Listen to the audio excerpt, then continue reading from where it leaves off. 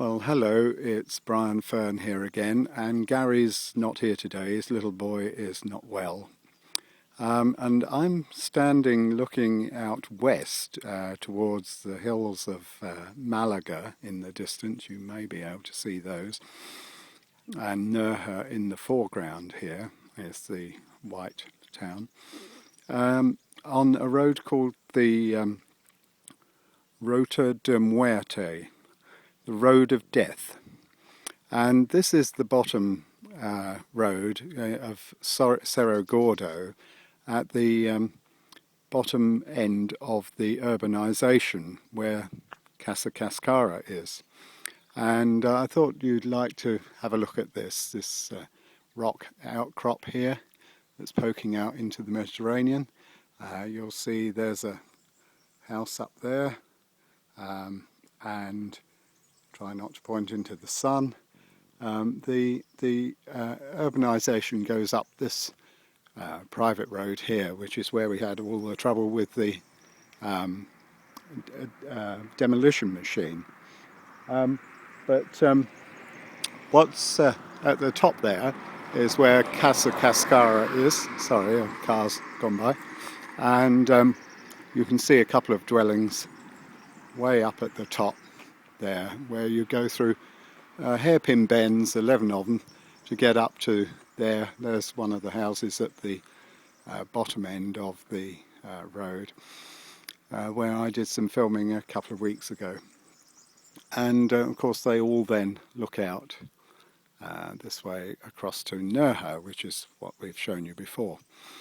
And a couple of people have asked me why it's now April the 14th, 2016, and there's still a roof on the building, because they've been following the YouTube videos and not looking at the blog, which I'll remind you is www.propertyhealer.net.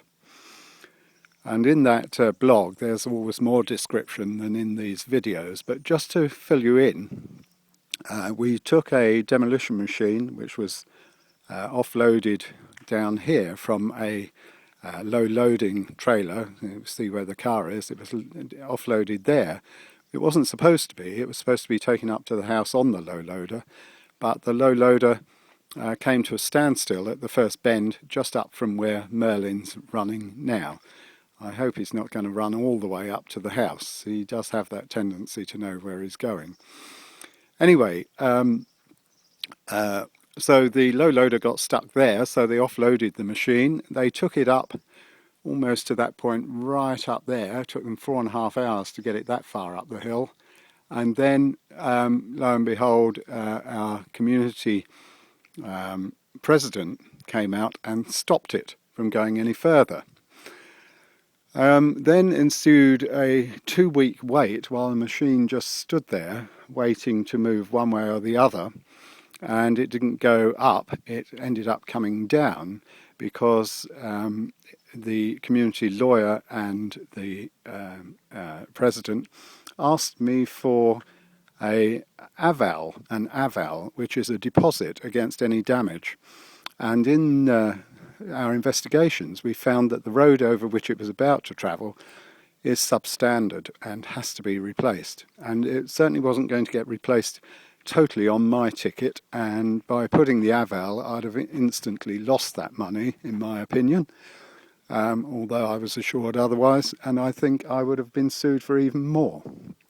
So we didn't pay the aval. We took the machine away, paid compensation to the operator of the machine for him bringing it all the way here and then to take it away without using it.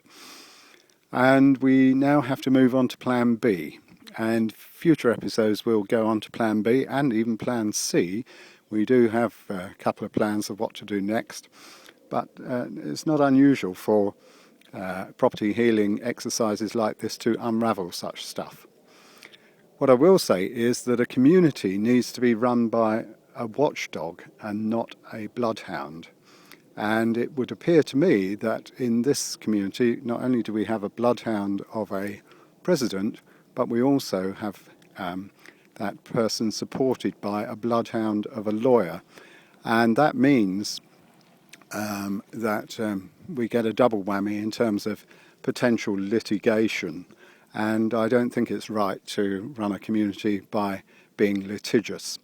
It's far more beneficial to everyone to run it in a very cooperative way. That's not to say that the President hasn't done a lot of work in getting the issues of the past sorted out, but it doesn't help to have new residents, such as me, threatened with all sorts of actions over something over which she had a lot of notice back from February the 5th, when I told her what sort of machine was coming.